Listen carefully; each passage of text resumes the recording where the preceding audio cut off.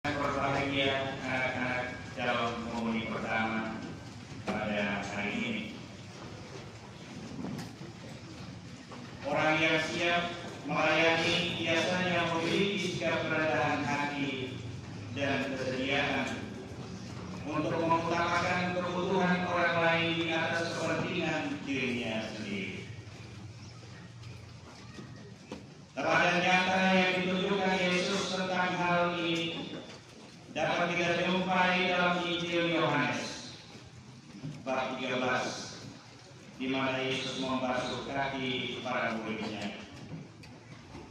Ini adalah tindakan pelayanan yang rendah hati, bersedia melakukan pekerjaan apapun yang dianggap rendah dan hina sekalipun untuk melayani hidup orang lain, terutama mereka yang sangat membutuhkan. Jangan mengikuti ajaran Yesus ini kita ingin melayani Yesus sendiri. Yaitu Yohanes dan Yakobus yang meminta agar mereka boleh duduk di sebelah kanan dan kiri Yesus dalam kemuliaannya. Yesus kemudian menyampaikan pelajaran yang amat penting soal pelayanan, kerendahan hati, dan pengorbanan. Siapa saja yang ingin menjadi besar di antara kamu, hendaklah menjadi pelayanmu.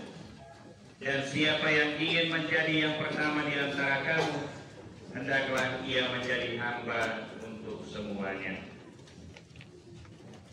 Bapak, Ibu, saudara-saudari umat sekalian yang saya kasihi dan yang berbahagia, 138 anak yang akan menerima komuni pertama pada hari ini.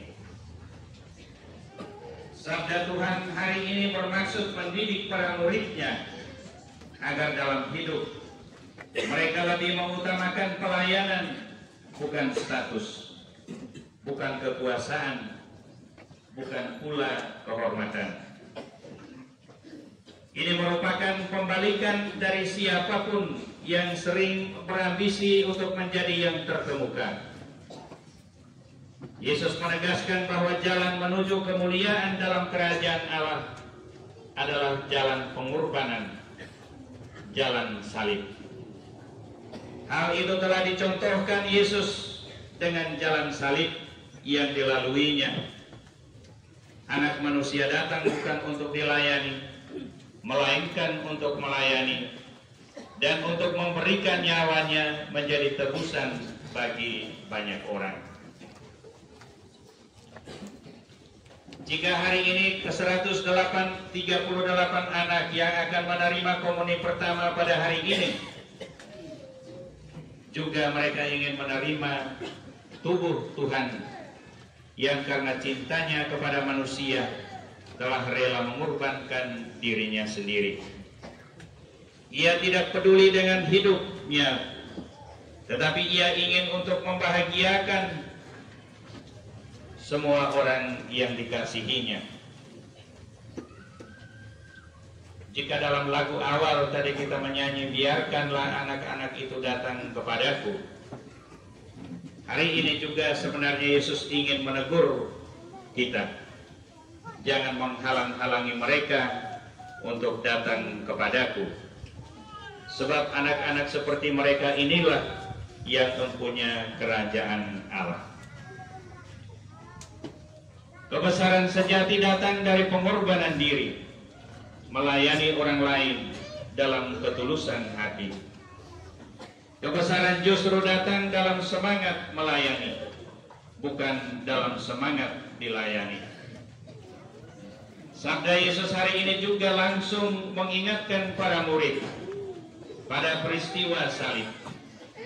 Mengikuti Kristus berarti siap menanggung penderitaan demi iman, bukan mencari kemuliaan sebagaimana yang diinginkan oleh Yakobus dan Yohanes.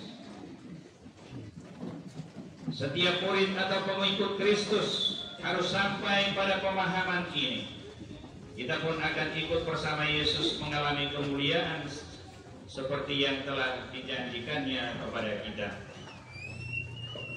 Bapak, Ibu, saudara-saudari umat sekalian yang saya kasihi, dan yang sangat berbahagia anak-anak calon komuni pertama pada hari ini. Dalam hidup ini, kita mungkin merasa sangat bangga jika kita memiliki jabatan duniawi. Kita akan merasa senang bila dihormati atau dapat penghargaan dari orang lain. Tetapi semua hanyalah sementara. Mari kita belajar dari Yesus Sang Guru Agung kita, yang tidak pernah membanggakan kedudukannya sebagai milik yang harus atau layak untuk dipertahankannya. Tetapi ia mau turun ke lembah derita agar manusia diselamatkan. Bapak Ibu sekalian yang saya kasihi dalam Kristus, hari ini ada satu tema besar di hadapan kita. Akulah roti hidup.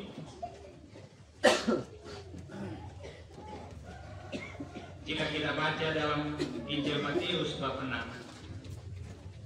di sana ajaran tentang roti hidup, dan di puncak ajarannya itu Yesus menegaskan bahwa tubuhku benar-benar makanan dan darahku benar-benar minuman.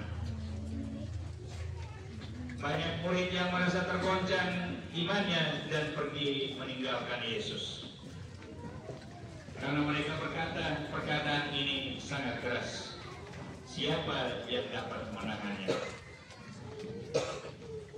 Jika pada hari ini ke-138 anak akan bertemu dengan Yesus secara istimewa ketika menerima tubuh dan darahnya,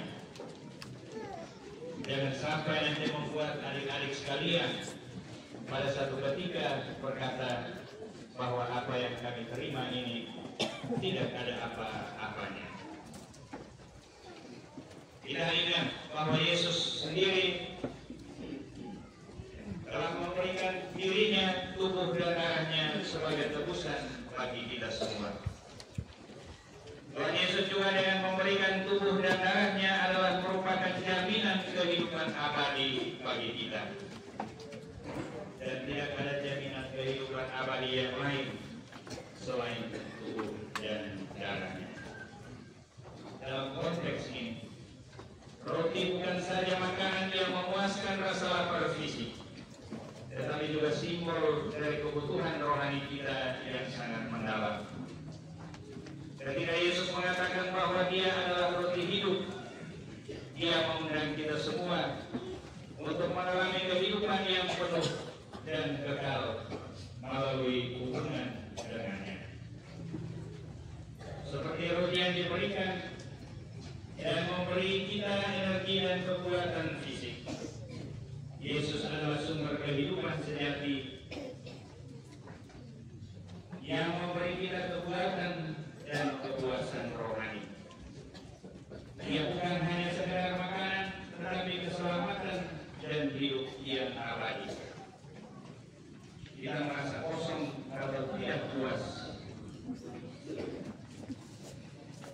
Yesus menawarkan dirinya sebagai solusi atau jalan keluar.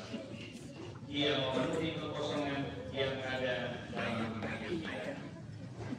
Dengan makan roti hidup ini kita memasuki hubungan yang erat dengan Kristus, yang mengubah hidup kita dan membawa kita ke dalam kehidupan yang penuh berkat dan makna. Lalu kita bertanya, bagaimana dengan kita? Apakah ada kerinduan untuk selalu menerima roti Ekaristi? Apakah kita juga percaya sungguh akan Yesus yang menjadi roti hidup yang kita santap dalam Ekaristi Kudus? Kita mohon agar Tuhan